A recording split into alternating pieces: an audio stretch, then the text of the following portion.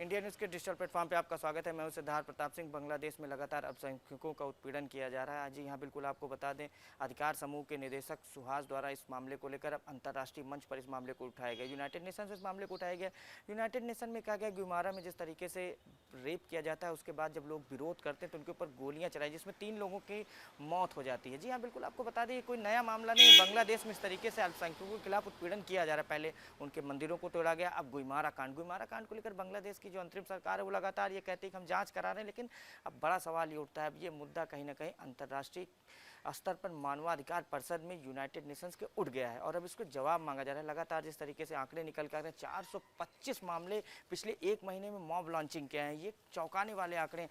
5000 से ज़्यादा मुकदमे राजनीतिक प्रतिद्वंदियों के ऊपर लिख दिए गए हैं और लगातार उत्पीड़न किया जा रहा है। और अंतर्राष्ट्रीय स्तर पर बांग्लादेश की जो मौजूदा स्थिति है, उसके कहीं ना कहीं इस तरीके से जो उत्पीड़न किया जा रहा है, इसको लेकर अब सवाल उठ रहे हैं। पहले तो हिंदुओं अल्पसंख्यकों के खिलाफ इस तरीके के मामले निकलकर सामने आते थे, इसके पहले अब ईसाइयों के खिलाफ, कहीं ना कहीं मिशनरियों के खिलाफ जिस तरीके से मुहिम चलाई जा रही है और सबको ज़बरदस्ती इस्लाम धर्म अपनाने के लिए प्रेरित किया जा रहा है। अब लगातार ये सवाल उठ रहे हैं और सवाल उठना लाजमी भी है। आप लगातार उत्पीड़न करेंगे, पहले मंदिरों को तोड़ा गया, घरों को जलाया गया, अब लगातार इस मुद्दे को लेकर अंतर्राष्ट्रीय स्तर पर भी इसकी गूंज देखने को मिल रही है। और बांग्लादेश की अंतरिम सरकार है, उससे भी सवाल उठ रहे हैं और उनकी वहाँ की कानून व्यवस्था पर सवाल उठ रहे हैं। कानून व्यवस्था पर जो लोग, जिनके खिलाफ कार्रवाई करनी चाहिए, सरकार उनके खिलाफ कार्रवाई नहीं करती। जिन लोगों ने रेप किया, आज तक उनके खिलाफ कोई कार्रवाई नहीं की गई। इसके पहले जो मंदिरों को तोड़ा गया, तब भी लगातार कहीं कोई कार्रवाई, ठोस कार्रवाई नहीं की जाती है और लगातार पुलिस बस यही कहती है बांग्लादेश के हम मामले की जांच करें। लेकिन अब अंतर्राष्ट्रीय स्तर पर इसकी गूंज देखने को मिल रही है। अब सवाल उठ रहे हैं और अब बांग्लादेश में जो पड़ोसी देश है वो भी लगातार ये कह रहे हैं कि अब यूनाइटेड नेशंस को कोई सख्त कार्रवाई करनी चाहिए।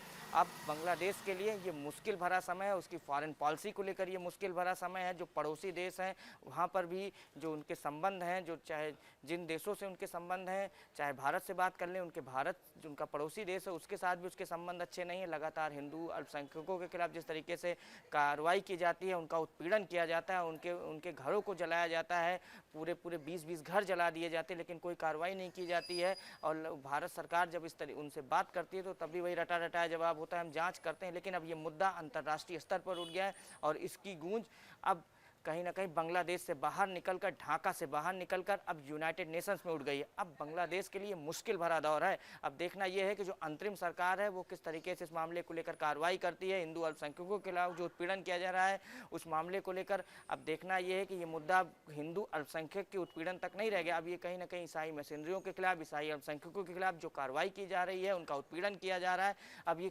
देखना ये कब रुकता है।